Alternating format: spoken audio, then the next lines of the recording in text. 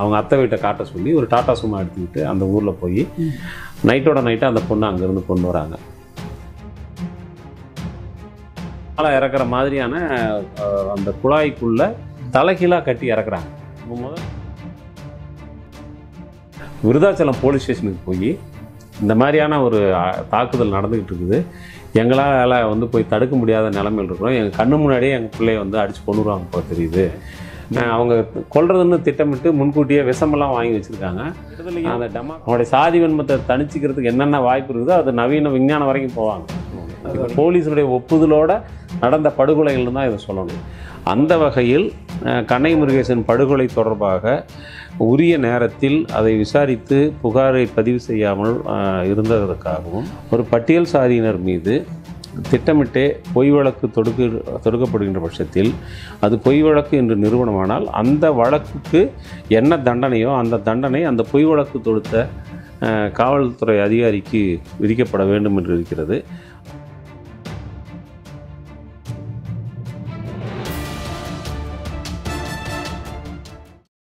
வணக்கம் திருப்பூர் பார்வையாளர்களுக்கு வணக்கம். உச்சநீதிமன்றத்தில் இன்றைக்கு மிக முக்கியமான தீர்ப்பு ஒன்று வெளியாகியிருக்கிறது. 2003 நடந்த கண்ணகி முருகேசன் படுகொலை வழக்கில் உயர்நீதிமன்றம் வழங்கிய தீர்ப்பை இன்றைக்கு உச்சநீதிமன்றம் உறுதிப்படுத்தி அவர்களுடைய மேல்முறையீட்டு மனுவை தள்ளுபடி செய்திருக்கிறது. அது குறித்து உரையாடுவதற்காக இந்த வழக்கில் நீண்ட காலமாக இது குறித்து தொடர்ந்து பேசி வரக்கூடிய தமுஎகவின் மாநில பொதுச் செயலாளர் தோழர் ஆதவன் தீட்சண்யா அவர்கள் நம்மோடு இணைந்திருக்கிறார். அவரோடு இது குறித்து உரையாடுவோம். வணக்கம் தோழர். வணக்கம் தோழர். தோழர், இன்னைக்கு உச்சநீதிமன்றம் வழங்கியிருக்கக்கூடிய இந்த தீர்ப்பு, இதை நீங்கள் எப்படி பார்க்குறீங்க? ஜாதி ஆணவ படுகொலைகளுக்கு எதிரான தீர்ப்புகளில் இது மிக மிக முக்கியமானது என்று நான் கருதுகிறேன். ஏனென்றால் உயர்நீதிமன்றம் வழங்கியிருக்கக்கூடிய அந்த தீர்ப்பில் குறிப்பிடப்பட்டிருக்கூடிய எல்லா அம்சங்களையும் கணக்கில் எடுத்துக்கொண்டு எதிரிகள் முன்வைத்த எல்லா வாதங்களையும் நிராகரித்து, அதிலும் குறிப்பாக மிகப்பெரிய சட்ட நிபுணர்கள் என்று சொல்லக்கூடியவர்களெல்லாம் இதிலே எதிராளிகளுக்கு வழக்கறிஞர்களாக ஆஜரான நிலையில் அவர்களுடைய வாதங்களை எல்லாம் நிராகரித்து உயர்நீதிமன்றத்தினுடைய தீர்ப்பை உச்சநீதிமன்றம் அப்படியே வழிமொழிந்திருப்பது என்பதும், கூடுதலாக இந்த வழக்கிலே பாதிக்கப்பட்டவர்களான முருகேசனுடைய குடும்பத்திற்கு 5 லட்சம் ரூபாய் இழப்பீடு வழங்க வேண்டும் என்று சொல்லியிருப்பதும் மிக முக்கியமானது. கூடுதலாக இதிலே சம்மந்தப்பட்டிருக்கூடிய காவல் அதிகாரிகள் தமிழ்மாறன், செல்லமுத்து, அவங்க 2 பேருக்கும் இந்த பட்டியல் சாதிகள் வன்கொடுமை தடுப்புச் சட்டத்தின் கீழ் உள்ள ஒரு பிரிவை காட்டி சிறப்பு நீதிமன்றம் வழங்கிய தண்டனையை ஏற்கனவே உயர்நீதிமன்றம் திருத்தத்துடன் அது ஏற்றுக்கொண்டிருந்தது.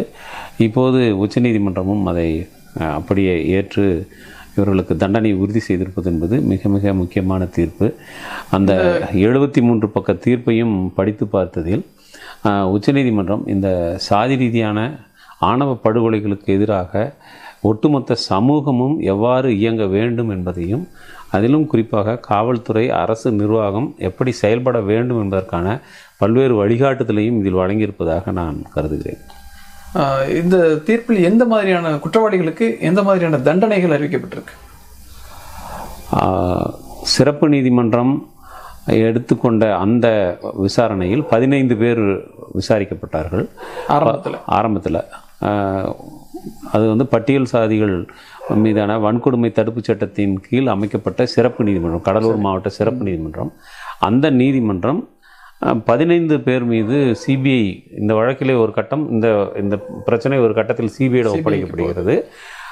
சிபிஐ அந்த வழக்கில் 15 பேரை மீது சார்ஜ் ஷீட் குற்றப்பத்திரிகை தாக்கல் செய்கிறது.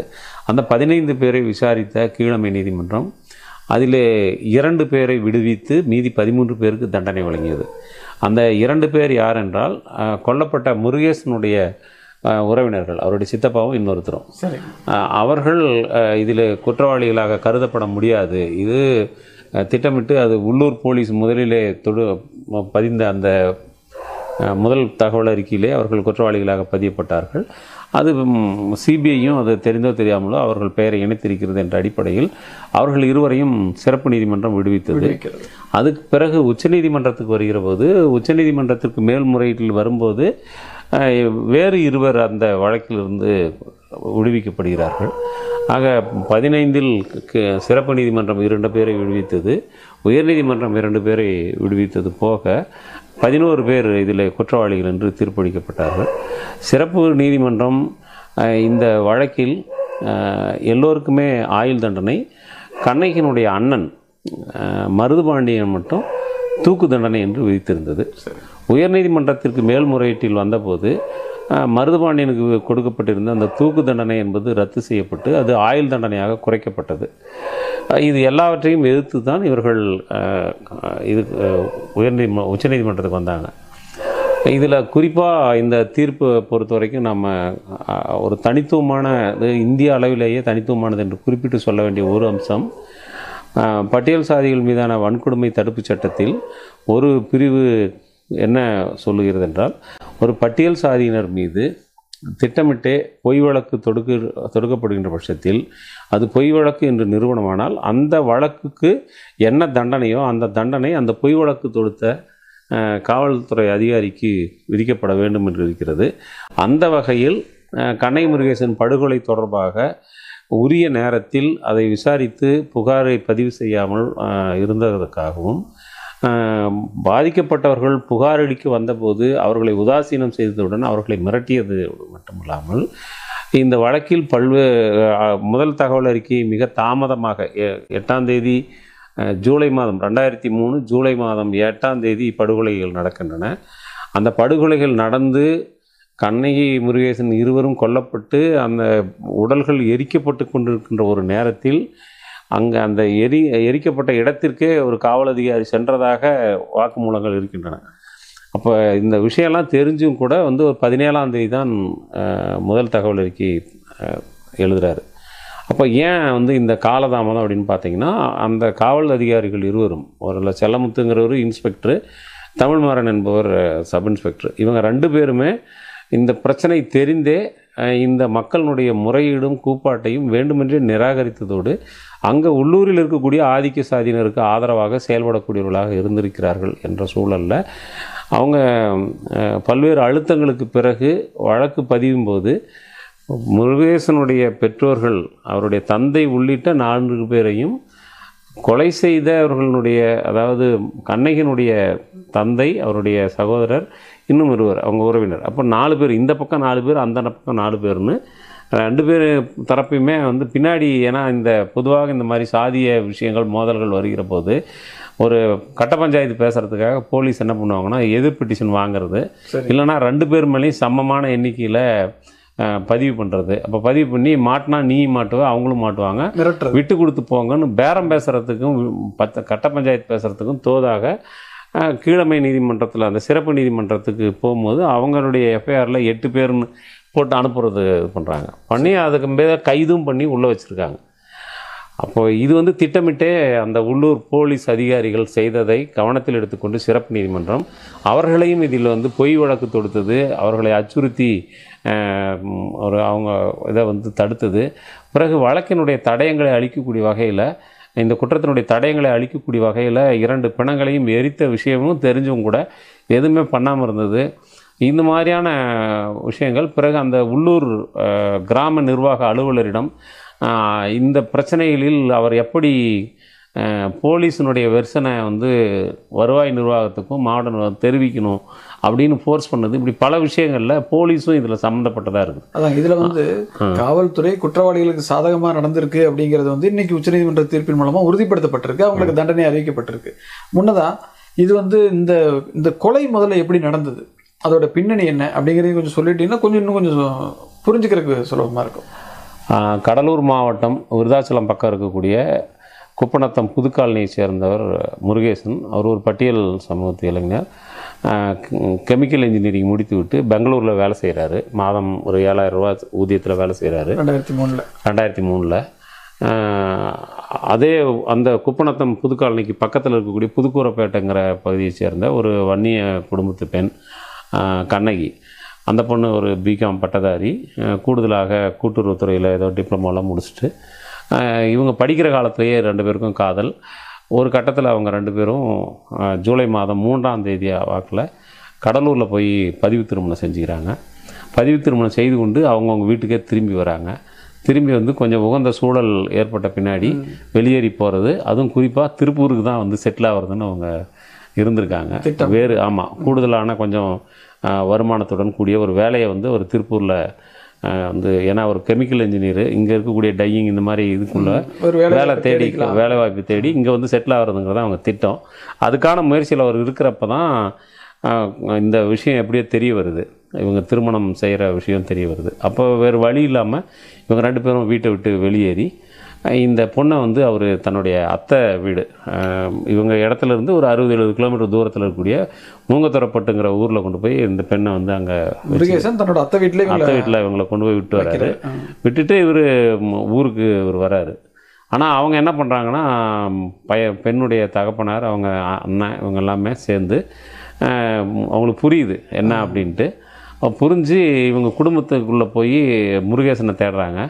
தேடும்போது அவங்க அப்பாக்கிட்ட முதல்ல சொல்கிறாங்க, உன் பையன் வந்து 10,000 ரூபா எங்ககிட்ட வாங்கிட்டு, என்கிட்ட வாங்கிட்டு கொடுக்காமல் இழுத்தடிச்சிக்கிட்டு இருக்கான், அவனை ஒழுங்காக பணத்தை கொண்டு வந்து செட்டில் பண்ண சொல்லுன்னு சொல்லி ஒரு கடன் வாங்கின மாதிரி, ஒரு கடன் வாங்கின மாதிரி பையனை நேரில் பிடிக்கணுங்கிறதுக்காக அது நேரடியாக முருகேசன் வீட்டுக்கு கொடுவாளோட போய் கொடுவாளை வச்சுக்கிட்டு மிரட்டி இது. சரி, முருகேசனுடைய குடும்பத்துக்கு வந்து அவருடைய காதல் தெரியுமா தெரியாதுங்களா? தெரியாது.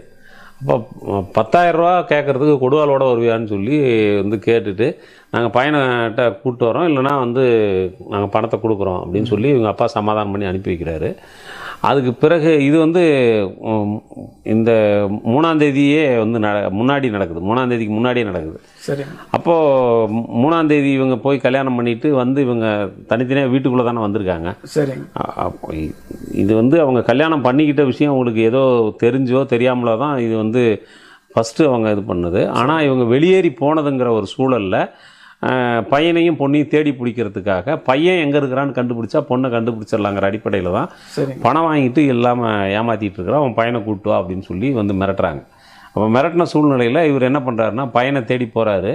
பையனை தேடி போனால் பையன் வந்து அவங்க முதல்ல வந்து அவங்க அக்கா வீடு பக்கத்தில் வண்ணாங்குடி காடுன்ட்டு அங்கே போகும்போது கண்ணகியும் முருகேசனும் 2 பேரும் அங்கே இருக்கிறத அப்பா பார்த்துருக்குறாரு. சரி. பார்த்துட்டு என்ன சொல்லியிருக்காருன்னா, வேணாப்பா இந்த சகவாசம்லாம், அவங்க வந்து வேறு ஜாதி, பிரச்சனை பண்ணுவாங்க, உங்களுக்கு தெரியாதா அப்படின்னு சொல்லி கொண்டு போய் அவங்க வீட்டுக்கு அனுப்பி வைன்னு சொல்லியிருக்கிறாரு. சரின்னு சொல்லி சொன்னவங்க அதுக்கு பிறகு வந்து அப்பாவுக்கும் தெரிஞ்சு போச்சு, இவரும் ஆதரிக்கலைங்கிற ஒரு சூழலில் பையன் என்ன பண்ணுறான், பொண்ணை கொண்டு போய் அவங்க அத்தை வீட்டில் விட்டுட்டு நான் வந்து வீட்டுக்கு, அதாவது அப்பா சொன்னதை கேட்ட மாதிரி கணக்கில் கேஷுவலாக வந்த மாதிரி இவன் வந்து வர்றான். அப்போ வந்து பதிவு திருமணம் பண்ணிட்டாங்களா? பண்ணிட்டு தான் வந்து நடக்குது. அப்போது இவங்க வந்து அவங்க அப்பா அட்வைஸை கேட்ட மாதிரி பையன் கணக்கு காட்டுறதுக்கு தான் முயற்சி பண்ணியிருக்கிறான். ஆனால் அது ஒரு இடைக்கால ஏற்பாடாக அத்தை வீட்டில் கொண்டு போய் வந்து வச்சுருக்குறாங்க. இந்த எங்கே இருக்கிறாங்கன்ற பொண்ணுடைய வேரபோட்ஸை கண்டுபிடிக்கிறதுக்காக தான் இவங்க பையனை தேடுறாங்க. ஒரு கட்டத்தில் பையனுடைய அப்பா வந்து இவங்க நச்சரிப்பு தாங்காமல் உண்மையில் என் பையன் எங்கே இருக்கிறான்னு தேடி வருவோன்னு சொல்லி பையனை தேடி அவர் மீண்டும் வந்து அந்த வண்ணாங்குடி காடுக்கு போகிறாரு. அங்கே போனால் அவங்க 2 பேரையும் காணலை. ஸோ அவனை எங்கே இருக்கிறான்னு தெரியலன்னு அவர் தேடி போனவர், 3ஆம் தேதி கிளம்பி போனவர் மறுபடியும் வந்து 8ஆம் தேதி காலையில் பையன் இறந்த விஷயம் தான் வந்து கேள்விப்படுறாரு. அப்போ தான் வராரு. ஏன்னா அவருக்கு என்னன்னா தேடுறாரு, எப்படியாவது கொண்டு போய் பையனையும் பொண்ணையும் அங்கே நிப்பாட்டிட்டோம்னா நம்ம குடும்பத்துக்கு இருக்கிற அச்சுறுத்தல் முடிஞ்சு போயிருங்கிற மாதிரி தான் அவரு வந்து தேடி இருக்கிறாரு. பையனை தேடாமல் வெறும் ஆளாக போய் நின்னோம்னா அவங்க என்ன பண்ணுவாங்களோ எது பண்ணுவாங்களோ ஒரு பயமும் அவருக்கு இருந்திருக்குது. ஸோ இது வந்து அந்த குடும்பத்துக்கு இந்த வகையில் தான் இதில் தொடர்பை ஒழிய வேறு அவங்க ஒன்றும் திட்டமிட்டோ இதெல்லாம் நடக்கலை. இவங்களுக்குள்ளே நடந்த காதல் என்பது இயற்கையான ஒரு மனித சுபாவத்தில் நடந்திருக்கு. அப்போது இதை வந்து ஏற்றுக்க முடியாமல் தான் அவங்க வந்து ட்ரை பண்ணுறாங்க அவங்க பொண்ணுடைய வீட்டில். ஒரு கட்டத்தில் என்ன பண்ணுறாங்கன்னா, முருகேசனுடைய தம்பியை கொண்டு வந்து கட்டி வச்சு அடிக்கிறாங்க. உங்கள் அண்ணன் எங்கே இருக்கிறான்னு சொல்லுன்னு சொல்லி. அவன் தெரியாதுங்கிறான். அப்போ இந்த பையனை வச்சு கட்டி வச்சு அடிக்கிறத தெரிஞ்சு இந்த முருகேசனுடைய சித்தப்பா அவர் ஓடி வர்றாரு தகவல் தெரிஞ்சு. அவரையும் தாக்குறாங்க. அப்போ வந்து 2 பேருமே கிட்டத்தட்ட வந்து பிணை கைதிகள் மாதிரி அவங்ககிட்ட மாட்டிக்கிட்டாங்க. இந்த மாதிரியான ஒரு சூழ்நிலையில் முருகேசன் வந்து என்ன பண்ணுறான்னா, பொண்ணை கொண்டு போய் சேஃபாக செட்டில் பண்ணிட்டோம், நம்ம வீட்டுக்கு போய் கேஷுவலாக போவோம் அப்படிங்கிற மாதிரி ஊருக்குள்ளே வரும்போது அவங்க சித்தப்பா என்ன பண்ணுறாருன்னா, இவன் இந்த பையன் வந்து அங்கே இருக்கிறத தெரிஞ்சு முருகேசனை போய் அவர் ஒரு பக்கம் தேடுறாரு. ஏன்னா அவங்க பையன் இவனுடைய தம்பி வந்து இங்கே மாட்டிக்கிட்டு இருக்கான். அப்போ இவனை விடுவிக்கணும்னா முருகேசனை எங்கிருந்தாவது பிடிச்சிட்டு வந்து விட்டா பரவாயில்லன்ட்டு சாமி கண்ணு தேடி போய் முருகேசனை வந்து கூப்பிட்டு வந்து ஊருக்குள்ளே கூப்பிட்டு வர்றாரு. இதைத்தான் பின்னாடி குற்றமாக இவங்க காட்டுறாங்க. முருகேசனை வந்து நீ தான் ஊருக்குள்ளே கூப்பிட்டு வந்தேன்ட்டு அதை ஒரு குற்றமாக இவங்க சொல்கிறாங்க. அப்போ முருகேசனை போய் அவங்க சித்தப்பா கூப்பிட்டு வர்றாரு. கூப்பிட்டு வந்தோடனே இவங்க 2 பேரையும் விட்டுட்டு முருகேசனை ட்ரெஸ் எல்லாம் ரிமூவ் பண்ணி அடித்து அவனை என்ன பண்ணுறாங்கன்னா முருகேசனுடைய காலில் கைத்தை கட்டி அந்த பகுதி முழுக்க வந்து நிலக்கரி அகழ்ந்தெடுக்கிறதுக்காக பெரிய விட்ட அளவில் வந்து அந்த என்னது சொல்கிறது, நம்ம இந்த ஆழ்துளை கிணறுல வட்டம் வந்து அந்த விட்டம் வந்து ரொம்ப பெருசாக இருக்கும். ஒரு பெரிய ஆளை இறக்குற மாதிரியான அந்த குழாய்க்குள்ள தலைகீழாக கட்டி இறக்குறாங்க. அப்போ முதல்ல வந்து அவனை தலைகீழாக கட்டி இறக்கும் போது ஒரு கொஞ்சம் ஆழம் வரைக்கும் போயிட்டு அவன் மேலே இழுத்து இப்போ எங்கே இருக்கிறாங்கன்னு சொல்கிறாங்க. அவன் தாக்கு பிடிக்க முடியுன்ற நம்பிக்கையில் நம்ம சொல்லிடக்கூடாதுன்னு கொஞ்சம் தாக்கு பிடிச்சி பார்க்குறாரு. முடியல, இவங்க விடமாட்டேங்கிறாங்க. அப்போ மீண்டும் என்ன பண்ணுறாங்கன்னா அடுத்தது கிட்டத்தட்ட ஒரு 80 அடி ஆழம் அப்படின்னு சொல்லி அவங்க வாக்குமூலத்தில் சொல்கிறாங்க. ஒரு 80-90 அடி ஆழத்துக்கு வந்து அடுத்தது இறக்குறாங்க. அப்போது தலைகீழாக இறங்குறது ஒரு இருட்டான ஒரு குழாய்க்குள்ளே தலைகீழாக இறங்குறதுங்கிறத பற்றி அந்த கொடூரமான இதை வந்து நம்ம சொல்ல கற்பனையே பண்ண முடியாது. அப்போ அந்த மாதிரியான ஒரு சூழலில் மறுபடியும் மேலே இழுத்து சொல்லும் போது பையனால் இனிமேல் தாக்கு பிடிக்க முடியாத நிலைமையில எங்கள் அத்தை வீட்டில் இருக்கிறான் அப்படின்னு சொல்லி சொல்கிறாங்க. ஸோ இவங்க உடனே வந்து என்ன பண்ணுறாங்கன்னா வந்து இந்த பையனை அங்கேயே கட்டி வச்சுட்டு முருகேசனை அவங்க சித்தப்பாவை கூட்டிக்கிட்டு அவங்க அத்தை வீட்டை காட்ட சொல்லி ஒரு டாட்டா சும்மா எடுத்துக்கிட்டு அந்த ஊரில் போய் நைட்டோட நைட்டாக அந்த பொண்ணை அங்கேருந்து கொண்டு வராங்க. வரும்போதே அந்த பொண்ணை கடுமையாக தாக்கி கடுமையான சித்திரவதைகள்லாம் வந்து நடந்துருக்குது. இதுக்கு இடையில தான் கொண்டு வந்து இங்கே வெடிகாலம் வந்து சேர்றாங்க. இந்த வெடிகாலம் வந்து சேர்றதுக்குள்ளேயே முருகேசனை வந்து அடித்து உதச்சதில் அவன் குத்துயிரும் கொலையுரமாக மாறிட்டான். இந்த மாதிரியான ஒரு சூழலில் பையனை காப்பாற்ற சொல்லி முருகேசனுடைய அம்மானா அவங்க அம்மா வந்து சின்ன வயசில் இறந்துடுறாங்க. அவங்க சித்தி தான் வந்து அவங்க அப்பா 2ஆம் தரமாக கல்யாணம் பண்ணிக்கிறார். ஸோ அவங்க சித்தி சின்ன பிள்ளை, அவங்க தான் அம்மா அவங்களுக்கு. அப்போ அவங்க சின்ன பிள்ளை என்ன பண்ணுறாங்கன்னா சின்ன பிள்ளை அவங்க அத்தை இன்னொருத்தர் அமராவதின்னு நினைக்கிறேன், இவங்கெல்லாம் வந்து விருதாச்சலம் போலீஸ் ஸ்டேஷனுக்கு போய் இந்த மாதிரியான ஒரு தாக்குதல் நடந்துக்கிட்டு இருக்குது, எங்களால் வந்து போய் தடுக்க முடியாத நிலைமையில் இருக்கிறோம், எங்கள் கண்ணு முன்னாடியே எங்கள் பிள்ளைய வந்து அடித்து கொண்டுருவாங்க போல தெரியுது, நீங்கள் வந்து வாங்க. அது இல்லாமல் வந்து அந்த பொண்ணையும் கூட்டிகிட்டு வரதுக்கு வண்டி போயிருக்குது, அந்த பொண்ணு வந்தால் அவளுக்கும் என்ன நடக்குன்னு தெரியல, அதனால் நீங்கள் தயவு செஞ்சு ஊருக்குள்ளே வாங்க. அப்படிங்கும்போது அவங்க போலீஸ் என்ன பண்ணுறாங்கன்னா உங்களுக்கு வந்து பரப்பசங்களுக்கு படையாச்சி பொண்ணு கேட்குதா அப்படின்னு சொல்லி ரொம்ப வல்கராலாம் திட்டி மிரட்டி அனுப்பிச்சிடுறாங்க. சொல்லப்போனால் இது வந்து சம்பவம் நடக்கிறதுக்கு முன்னாடியே வந்து காவல்துறைக்கு வந்து வெடிய வந்து மக்கள் வந்து காவல்துறைக்கு அங்கேருந்து ஒரு 3-4 கிலோமீட்டரு போய் பல தரப்பு போய் வந்து அவங்க ரெப்ரசன்ட் பண்ணியிருக்காங்க. ஆனால் போலீஸ் வந்து திட்டமிட்டே உங்களுக்கு இதெல்லாம் கேட்குதா, உங்களுக்கு இதெல்லாம் தேவைதான் அப்படின்னு சொல்லி அவங்க இதை அனுமதிச்சாங்க அப்படின்னு தான் சொல்லணும். போலீஸுடைய ஒப்புதலோட நடந்த படுகொலைகள் தான் இதை சொல்லணும். இப்போ கண்ணகி அங்கேருந்து கொண்டு வரப்பட்ட பிறகு கண்ணகியும் முருகேசன் 2 பேரையுமே அவங்க கொல்றதுன்னு திட்டமிட்டு முன்கூட்டியே விஷமெல்லாம் வாங்கி வச்சுருக்காங்க. அந்த டமாக்கரான்னு சொல்லி அந்த விஷத்தோட நவாக்கரான்னு சொல்லி அந்த விஷத்தோட பேரெல்லாம் உச்ச நீதிமன்றத்தினுடைய தீர்ப்பில் இருக்குது. அந்த பூச்சிக்கொல்லி வந்து வாங்கி அந்த விஷத்தை வந்து குடிக்க வைக்கிறதுக்கு ட்ரை பண்ணுறாங்க. அவங்க பல்ல கிட்டிச்சிக்கிட்டதுனால காதுக்குள்ளே விஷம் ஊற்றி ஏன்னா காதுக்குள்ளே விஷம் ஊற்றுனா நரம்பு மண்டலம் சீக்கிரம் பாதிக்கும் அப்படின்னு சொல்லி இதெல்லாம் வந்து உடற்கூறெல்லாம் ரொம்ப தெளிவாக தான் தெரிஞ்சு வச்சு எல்லா நவீனமான விஷயத்தையும் தெரிஞ்சு வச்சுக்கிட்டு தான் சாதிய வந்து இல்லை எல்லா கெடுதலையும் அவனுடைய சாதி வன்மத்தை தணிச்சிக்கிறதுக்கு என்னென்ன வாய்ப்பு இருக்குதோ அது நவீன விஞ்ஞானம் வரைக்கும் போவாங்க. இப்போ நீங்கள் கொஞ்ச நாளைக்கு முன்னாடி வந்து மீட்கப்பட்ட பஞ்சமி நிலத்தில் வெள்ளாமை செஞ்சதை அழிக்கிறதுக்காக ட்ரோன் மூலமாக இதே மாதிரி களைக்கொல்லி மருந்து அடித்து எல்லாத்தையும் அழிச்சாங்க. திருவண்ணாமலை மாவட்டம் வந்து அப்போ இந்த மாதிரி நவீன தொழில்நுட்பம் உடற்கூறு எல்லாம் எல்லாமே அவங்களுக்கு தெரியுது. நீங்கள் படுகொலை சாதியான படுகொலை செய்கிறவங்களுக்கு நீங்கள் நந்தி சுவாதின்னு வந்து ஒரு ஒசூரில் ஒரு கேஸ், அதில் அவங்கள கொலை பண்ணும்போது பார்த்தீங்கன்னா 2 பேரையும் ஒரு குறிப்பிட்ட இடத்துல கைத்தை கட்டி போட்டோம்னா இவங்க பணம் மேலே வராது அப்படின்னு தெரிஞ்சு அந்த இடத்துல கொண்டு போய் போட்டிருக்கிறாங்க. அது ஏதோ வந்து அன்னைக்கு அந்த பணங்கள் வந்து வந்துருச்சு. ஆனால் இந்த மாதிரி வந்து இங்கே கொண்டு போய் பணத்தை போடுறதுக்குன்னு அந்த ஆற்றுக்குள்ளே ஒரு இடத்த கண்டுபிடிச்சி வச்சுருக்காங்க. இதெல்லாம் அப்போது ஒரு தொழில் முறையாக பண்ணுற மாதிரி தான் இவங்க பண்ணுறாங்கன்னு வச்சுங்களேன்.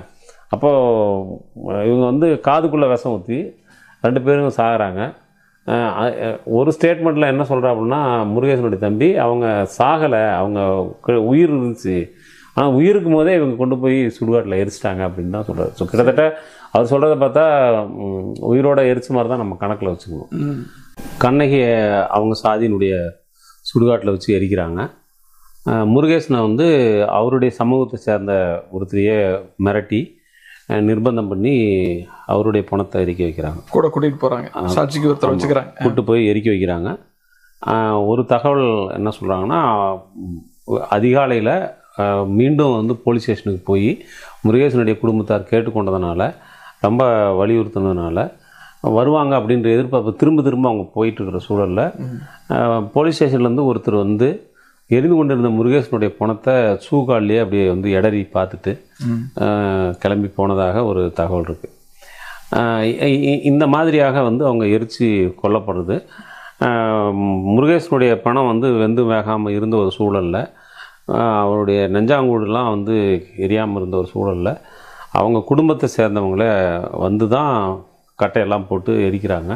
அவனுடைய அடையாளமாக கையில் வந்து எரிஞ்ச கையில் அவனுடைய மோதிரத்தை மட்டும் அவங்க எடுத்து வச்சுருக்கிறாங்க. ஸோ இந்த மாதிரி 8/7/2003 நடக்குது இந்த படுகொலைகள், 2 படுகொலைகளும். நடந்த பிறகு காவல்துறை எந்த நடவடிக்கை எடுக்கல. ஒட்டுமொத்தமாக வந்து இந்த இதில் பார்த்தோம்னா காவல்துறை முழுக்கவே வந்து அமைதியாக இருந்திருக்கு, அல்லது அந்த அமைதியாக இல்லை, அவங்க பக்கம் இருந்திருக்கு, அதான் கொலையாளிகள் பக்கம் இருந்திருக்கு. அதுதான் முக்கியமானது. இப்போ இந்த மாதிரியான ஒரு சூழலில் தான் அங்கே இருக்கக்கூடிய விடுதலை சிறுத்தைகள் கட்சியை சேர்ந்தவர்கள் இந்த விஷயத்தை வெளியில் கொண்டு வரணுங்கிறதுக்காக சென்னைக்கு கூப்பிட்டு போய் சென்னையில் பத்திரிகையாளர்களை திரும்ப முன்னிலையில் சந்திக்கிறாங்க. ஊடகங்களில் இந்த செய்தி வருது.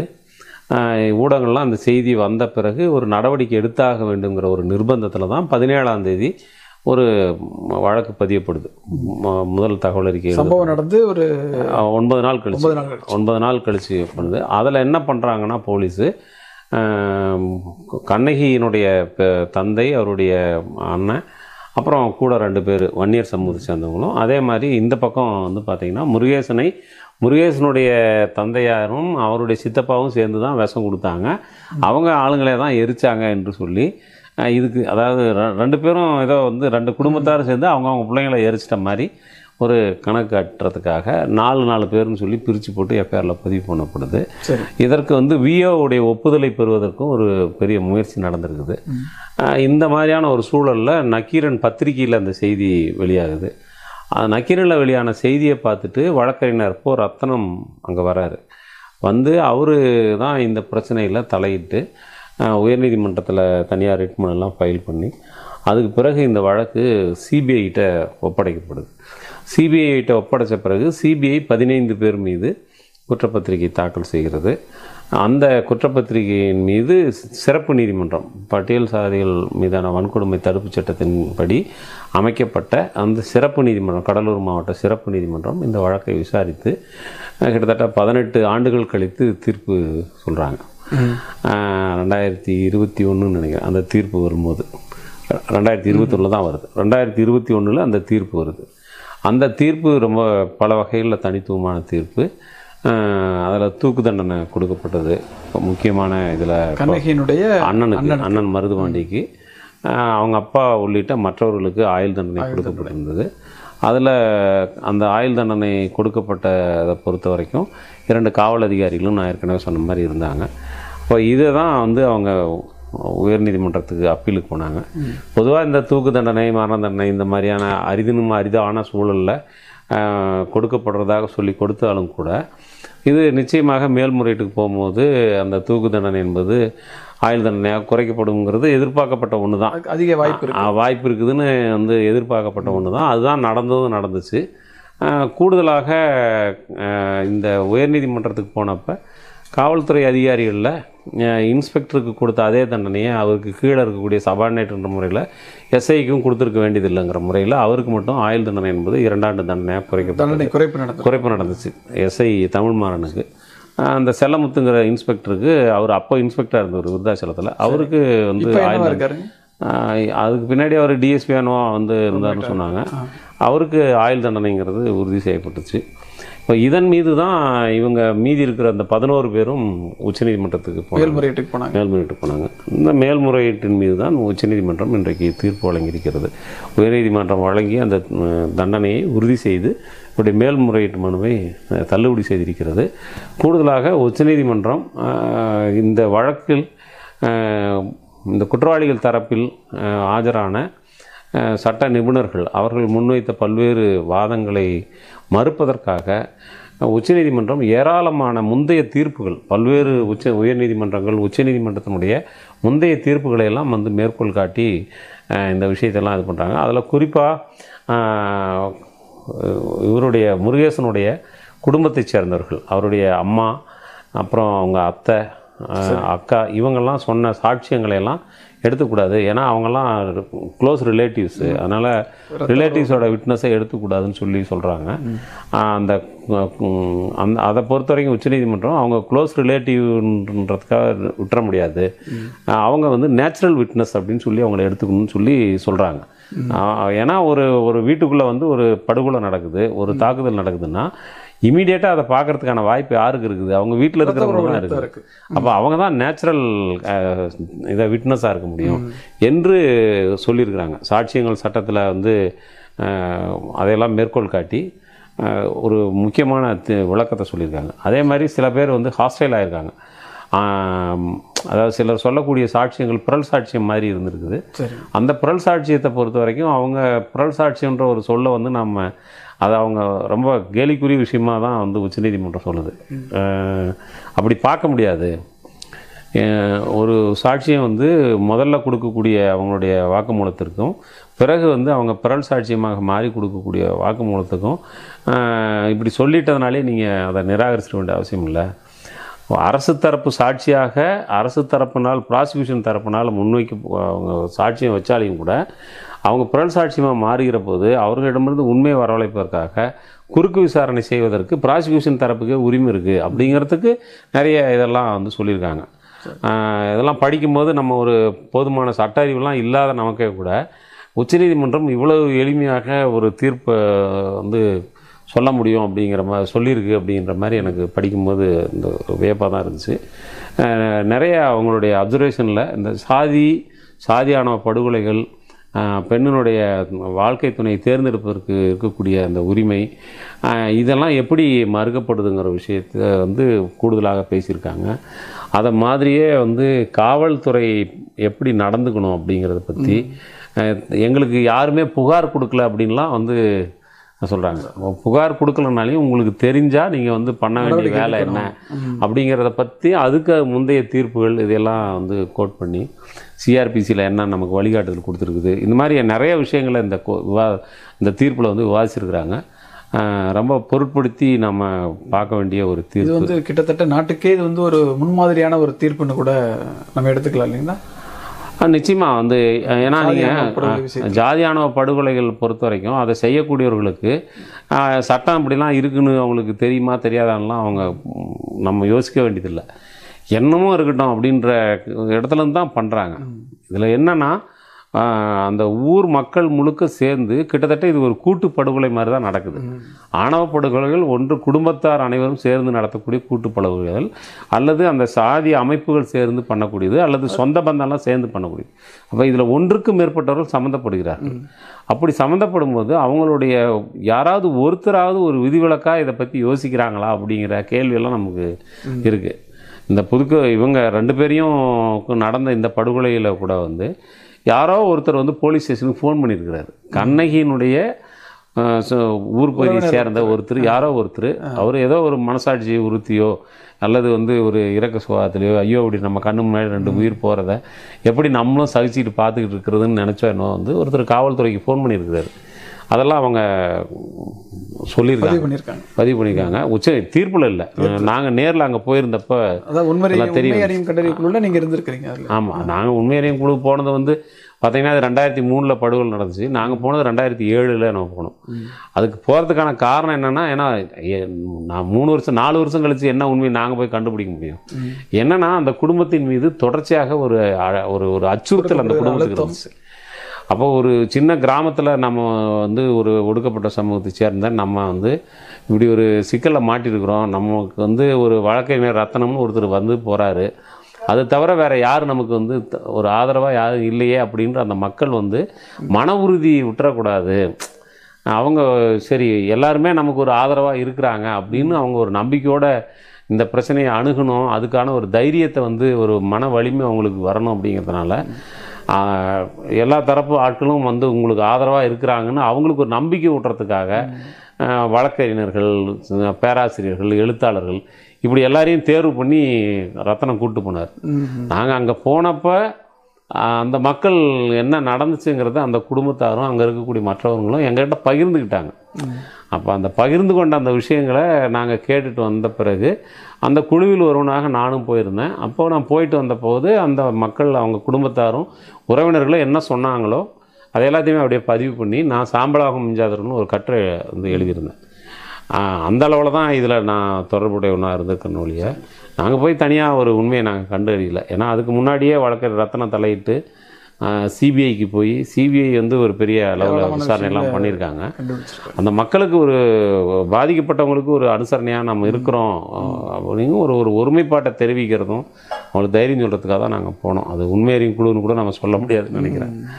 இப்போ இது மாதிரியான தீர்ப்புகள் சாதி ஆணவ படுகொலைகளுக்கு எதிராக சாதிய வர்க்க இந்த வேறுபாடுகளுக்கு எதிராக நிறைய தீர்ப்புகள் வந்தாலும் கூட இன்றளவும் அது வந்து இன்றைக்கி வந்து குறைஞ்ச மாதிரிலாம் தெரியல. சமூகத்தில் இன்றைக்கும் ஆணவ படுகொலைகள் அங்கொன்றும் இங்கொன்றுமா நடந்துக்கிட்டு தான் இருக்குது. இந்த சமயத்தில் வந்து சாதி ஆணவ படுகொலைக்கு எதிராக தனி சட்டம் இயற்றுங்கள் அப்படிங்கிற ஒரு கோரிக்கை வந்து வலுவாக எழுந்துட்டுருக்கு எல்லார் மத்தியிலையும். அதை பற்றி நீங்கள் என்ன நினைக்கிறீங்க? இல்லை, ஆணவ படுகொலைகள் அங்கொன்று இங்கொன்று நடக்கும்னு சொல்ல முடியாது, பரவலாக நடந்துக்கிட்டு இருக்குது. இன்னும் சொல்லப்போனால் இந்தியாவில் வந்து அது சாதியின் பேரால் நடக்குது. இன்னும் வேறு பல சமூகங்களில் இனத்துக்காக நடக்குது, மதத்துக்காக நடக்குது. ஐநானுடைய ஒரு தகவல் அடிப்படையில் பார்த்திங்கன்னா ஆணவ படுகொலைகள் அதிகமாக நடக்கக்கூடிய இடம் துருக்கின்னு சொல்கிறாங்க. அப்போது வெவ்வேறு காரணங்களுக்காக பல்வேறு சமூகங்களில் நடந்துக்கிட்டு இருக்குது. இது எல்லாத்துலேயுமே அவங்க என்ன நினைக்கிறதுனா இந்த இனக்கலப்பு அல்லது சாதி கலப்பு, இந்த இரத்த தூய்மை அப்படிங்கிற ஒரு கோட்பாடு தான் அதுக்கு அடிப்படையாக இருக்குது. இந்த இரத்த கலப்பு ஏற்பட்டால் தங்களுடைய இரத்தத்திற்கான அந்த தூய்மை வந்து புனிதம் கெட்டு போயிடுது, நம்மளுடைய கௌரவம் குலைஞ்சி போயிடுது. இந்த கலப்பு ஏற்பட்டதனால் தங்களுடைய கௌரவம் குலைந்து விட்டதாகவும் அந்த கௌரவத்தை குலைத்தவர்களை கொலை செய்வதன் மூலமாக தீர்த்து கட்டுவதன் மூலமாக அந்த கௌரவத்தை மீட்டெடுத்து கொண்டுவதாகவும் ஒரு சாதி என்பதே ஒரு கற்பிதம். அதுக்காக வந்து கொலை செஞ்சால் அதுக்கு அந்த சாதியில் இருக்கிறது ஒரு கௌரவம்னு நினைக்கிறது இன்னொரு கற்பிதம். அந்த கௌரவம் குலைஞ்சிருச்சின்னு நினச்சி அதுக்காக கொலை செஞ்சால் அந்த கௌரவத்தை திரும்ப மீட்டெடுத்துக்க முடியுன்றது அது இன்னும் அபத்தமான ஒரு கற்பிதம். இந்த கற்பிதங்கள் பேரால் நடந்துக்கிட்டு இருக்குது. இந்தியா பொறுத்த வரைக்கும் சாதியின் பேரால் நடக்குது. இந்த சாதியின் பேரால் நடக்கக்கூடிய இந்த கொலைகளை இன்றைக்கு இருக்கக்கூடிய குற்றவியல் சட்டங்களின் மூலமாக வகைப்படுத்த முடியாது. ஏனென்றால் இந்த குற்றவியல் சட்டங்களுக்குள்ள இது போன்ற விஷயங்களை எப்படி நீங்கள் வகைப்படுத்துவீங்க? அப்போது குற்றவியல் சட்டங்களிலிருந்து அதுக்கு மாறாக ஆணோ பெண்ணோ அவர்களுடைய திருமண வயதை எட்டியவர்கள் அவர்கள் வந்து தங்களுடைய வாழ்க்கை துணையை தேர்வு செய்யும் போது அதில் வேறு எந்த விதமான குறுக்கீடுகளும் இருக்கக்கூடாது என்பதை உறுதிப்படுத்துவதும், அப்படி குறுக்கிட்டால் அதை வந்து அந்த குறுக்கீடுகளை வந்து அகற்றுவதற்குண்டான வகைமையும், அதையும் தாண்டி அவர்கள் வந்து ஒரு வேளை கொலை செய்யப்பட்டாலோ அல்லது வேறு வகையாக துன்புறுத்தப்பட்டாலோ அதிலிருந்து அவர்களை காப்பாற்றுவதற்கு ஒடுக்கப்பட்ட மக்களுடைய பார்வையிலிருந்தும் பெண்களுடைய பார்வையிலிருந்தும் விளக்கம் சொல்லப்படக்கூடியதாக ஒரு சட்டம் வந்து நமக்கு தேவை.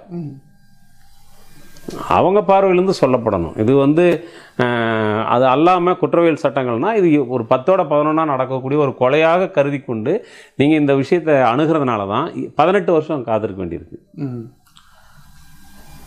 இந்த காலதாமதம் உச்சநீதிமன்றத்தில் இந்த காலதாமதத்தை பற்றி ரொம்ப கடுமையாக சொல்லியிருக்காங்க அந்த தீர்ப்பில். அப்போ ப்ராசிக்யூஷன் தரப்பில் ஏற்பட்டக்கூடிய தாமதம், அப்புறம் இந்த குற்றவாளிகள் வந்து தப்பித்து கொள்வதற்கு இடமளிக்கக்கூடிய வகையில் இருக்கக்கூடிய சட்டத்தினுடைய ஓட்டையை பயன்படுத்தி கொண்டு தொடர்ந்து பல்வேறு தாமதப்படுத்துவதற்காக பல விதமான பெட்டிஷன்ஸ் போடுறது அல்லது வந்து ரிட்டு இந்த மாதிரி திட்டமிட்டு தாமதப்படுத்துறது. அப்போ நீதியை பெறுவதற்கான பாதிக்கப்பட்ட மக்கள் நீதியை பெறுவதற்கான போராட்டத்தில் 18 வருஷம் ஒருத்தன் காத்திருக்கணும்னா யார் காத்திருக்க முடியும்? இப்போ இந்த பிறல் சாட்சியங்களை பற்றி பேசும்போது கூட உச்சநீதிமன்றம் என்ன சொல்கிறாங்கன்னா, இவ்வளோ நாள் இழுக்கடிச்சின்னா ஒரு சாட்சி சொல்ல வரவனுக்கு என்ன வந்து மன உறுதி இருக்கும்? அதுக்கிடையில் அவங்களுக்கு எத்தனையோ அச்சுறுத்தல் நடக்கும், அவங்களுக்கு வாழ்க்கை பற்றிய கண்ணோட்டம் மாறி இருக்கும், பிரச்சனையை பற்றி புரிதல் வந்து மாறி இருக்கும். அப்போது இதெல்லாமே ஒரு குறிப்பிட்ட கால வரம்புக்குள் இந்த பிரச்சனைகளுக்கு மட்டுமே தனியாக விசாரிக்கக்கூடிய சிறப்பு நீதிமன்றங்கள் எல்லா மாவட்டத்திலும் இருக்கணும். ஆனால் இன்னும் எல்லா மாவட்டத்திலும் இல்லை. சில மாவட்டங்கள்லாம் இன்னும் அப்படி ஒரு நீதிமன்றம் இருக்கிறது கோர்ட்டுகளுக்கே தெரியுமான்னு தெரியல, மாவட்ட நிர்வாகங்களுக்கு தெரியுமான்னு தெரியல. தமிழ்நாடு அரசு மட்டும் இல்லை, இந்தியா முழுவதுமே நம்ம வந்து அந்த சிறப்பு நீதிமன்றங்களை எல்லா இடத்துலையும் அமைக்கணுன்றதை நம்ம உச்சநீதிமன்றம் உறுதிப்படுத்தணும் ஒன்று. அப்புறம் இந்த வழக்குகளை குறிப்பிட்ட காலக்கெடுவுக்குள் விசாரித்து தண்டனை வழங்க வேண்டும் அப்படிங்கிறது. நீங்கள் வந்து இன்றைக்கி சார்ஜ் ஷீட்டு எவ்வளோ நாளைக்குள்ளே போடணும்னு இருக்குது, பாதிக்கப்பட்டவங்களுக்கு எவ்வளோ காலத்துக்குள்ளே நிவாரணம் வழங்கணும்னு இருக்குது, குறைஞ்சபட்சம் டிஎஸ்பி ரேங்கில் இருக்கிறவர் தான் இந்த கேஸை விசாரிக்கணும்னு இருக்குது. எஸ்சிஎஸ்டி கேஸில் ஒரு அட்ராசிட்டி நடந்துச்சுன்னா அதை விசாரிக்கிற ஒரு குறைந்தபட்சம் இன்வெஸ்டிகேஷன் ஆஃபீஸரே வந்து டிஎஸ்பி ரேங்கில் தான் இருக்கணும், அதுக்கு மேலே இருக்கணும். அப்போ இந்த மாதிரியான விஷயங்கள் எல்லாத்தையுமே திட்டமிட்டே வந்து பல இடங்களில் இதில் எல்லாத்துலேயுமே ஒரு லேப்ஸை உருவாக்கி சோர்வடைய வைக்கிறதுன்னு இருக்குது. அப்போ கால வரம்போடு ஒரு இதன் மீதான ஒரு சமூக கண்காணிப்பு இருக்கக்கூடிய வகையில், நீதிமன்றத்தினுடைய கண்காணிப்பு இருக்கக்கூடிய வகையில் இந்த வழக்குகள் விசாரிக்கப்படணுங்கிறத உத்தரவாதப்படுத்தணும். இந்த ஆணவ படுகொலைகள் நிகழ்த்தப்படுவதற்கான நோக்கம், அந்த நோக்கத்தை எப்படி நம்ம கண்டறிஞ்சு அதை எப்படி வகைப்படுத்தி குற்றமாக வந்து கருதி தண்டிக்கிறது, இது போன்ற விஷயங்களெல்லாம் உள்ளடக்கி ஒரு தனி சட்டம் என்பது உடனடியாக நமக்கு தேவை. ராஜஸ்தானில் காங்கிரஸ் அரசாங்கம், முன்பு இருந்த காங்கிரஸ் அரசாங்கம் ராஜஸ்தானில் அப்படி ஒரு சட்டத்தை வந்து அவங்க கொண்டு வந்திருக்காங்க. நீங்கள் வந்து இன்றைக்கி ஆர்எஸ்எஸ் உடைய மோகன் பகவத் சொல்கிறாரு, ஒரே சுடுகாடு, ஒரே கோயில், ஒரே கிணறு எல்லாம் இருக்குன்னு சொல்கிறாரு. இதை சாதியை அப்படியே வச்சுக்கிட்டு இப்படியெல்லாம் எப்படி இருக்க முடியும்? நீங்கள் சாதி இருக்கிறதுக்கான தேவை என்ன இருக்குது அப்படின்னா, சாதி எப்படி தக்க வைக்கப்படுது, சாதி எப்படி வந்து மறுபடியும் வலுப்படுத்தப்படுதுன்னா இந்த அகமண முறை தான் வந்து அதை வலுப்படுத்துது. அப்போ அகமண முறை வலுப்படுத்துதுன்னா யாரும் போய் திடீர்னு இனிமேல் அகமண முறையில் கல்யாணம் பண்ணிக்கூடாதுலாம் வந்து யாரும் சட்டம் போடலாம்னு சொல்லலை. ஆனால் எங்கேயோ அத்தி புத்தாப்பில் 1-2 பேர் வந்து விரும்பி அவங்களுக்குள்ள சாதியை மறுத்து கல்யாணம் பண்ணிக்கிறாங்கன்னா அது வந்து இப்படி படுகொலைகளில் தான் முடியும் அப்படிங்கிறத எப்படி நீங்கள் ஏற்றுக்க முடியும்? அப்போ வாழ்க்கை துணையை தேர்வு செய்வதில் சாதியோ மதமோ வர்க்கமோ எதுவுமே குறுக்கிடக்கூடாது, அது மனித சுபாவம், அதை இயல்பாக அனுமதிக்க வேண்டும் என்பதை பற்றி உச்சநீதிமன்றம் மிகுந்த கரிசனத்தோடு இந்த தீர்ப்பு வழியாக பேசணுதான் நான் நினைக்கிறேன். இதை சரியான கோணத்தில் புரிந்து கொண்டு இந்த ஆணவ படுகொலை தடுப்பதற்கான சட்டத்தை வந்து இயற்றுவதில் தமிழ்நாடு அரசு தாமதம் செய்யக்கூடாது என்று இந்த பேட்டி வாயிலாக நான் கேட்டுக்கிறேன். அது போக அந்த குடும்பத்துக்கு உரிய பாதுகாப்பு வழங்கணும், முருகேசனுடைய குடும்பத்துக்கு பாதுகாப்பு வழங்கணும். ஏன்னா அந்த குற்றவாளிகளினுடைய தரப்பு வந்து அந்த பகுதியில் ரொம்ப பலம் வாய்ந்த எண்ணிக்கையில் ரீதியை பலம் வாய்ந்ததாக இருக்குது, சாதிய கண்ணோட்டத்தில் ரொம்ப வந்து மூர்க்கமாக இருக்கிறார்கள். அங்கே இருக்கக்கூடிய ஒட்டுமொத்த ஊரும் சேர்ந்து தான் அந்த படுகொலை நிகழ்த்துதுன்னா அது ஒரு கூட்டு மனோபாவமாக அந்த இது இருக்குது. அப்போது நீங்கள் அந்த மக்களை வந்து அதில் வந்து பாதுகாக்கணுன்னா அவங்களுக்கு அரசு உரிய முறையில் பாதுகாப்பு ஏற்பாடுகளை செய்யணுன்றதை அந்த நேரத்தில் கேட்டுக்கிறேன். நிச்சயமாக இன்றைக்கி உச்சநீதிமன்றம் கொடுத்துருக்கக்கூடிய இந்த தீர்ப்புங்கிறது ஒரு சமூகத்துக்கும் அரசுக்கும் இது மாதிரியான ஒரு ஆணவ படுகொலைகள் இனிமேல் நேராமல் இருக்க ஒரு உரிய வகையில் செயலாற்றுவதற்கான ஒரு உந்துகோலாக அமையும் நம்பலாம். நேர்காணலில் இணைஞ்சு உங்களுடைய கருத்துக்களை பகிர்ந்துக்கிட்டதுக்கு மிக்க நன்றி. இந்த முக்கியமான பிரச்சனையை நீங்கள் மக்கள் மத்தியில் கொண்டு போகிறதுக்காக இந்த நேர்காணல் எடுத்ததுக்கு நானும் உங்களை பாராட்டுறேன் உண்மையிலேயே. ஏன்னா இது போன்ற விஷயங்களை மக்கள் மத்தியில் நம்ம பரவலாக்கும் போது தான் இந்த மாதிரியான ஏதாவது ஒரு அநியாயம் நடக்கும்போது மக்கள் அதை சட்டத்தின் பார்வைக்கு கொண்டு வருவதற்கான முயற்சி செய்வார்கள். பல்வேறு மனித உரிமை அமைப்புகள் இருக்கிறார்கள், அவர்கள் சாதி ரீதியான பிரச்சனை வருகிற போது அது மனித உரிமை அமைப்புகள்லாம் கூட கொஞ்சம் வந்து அமைதியாகிறத பார்க்குறோம். ஆனால் சுகுமாரன் போன்ற தோழர்கள் அவங்களாம் ரொம்ப கடுமையாக இதில் பணியாற்றியிருக்காங்க. பியூசிகளுடைய தேசிய செயலாளர் சுரேஷ் தான் உயர்நீதிமன்றத்தில் இதுக்காக வழக்கு நடத்தினவர், அவர் தான் பாதிக்கப்பட்டவர்கள் சார்பாக வந்து. இப்போ இந்த மாதிரியான எல்லா சமூகத்தினுடைய பலரும் சேர்ந்து தான் இது போன்ற விஷயங்களை தடுக்க முடியும். அதுக்கு உங்களுடைய இந்த நேர்காணலும் ஏதோ ஒரு வகையில் உதவி செய்யணும்னு நான் நம்புகிறேன். நன்றி.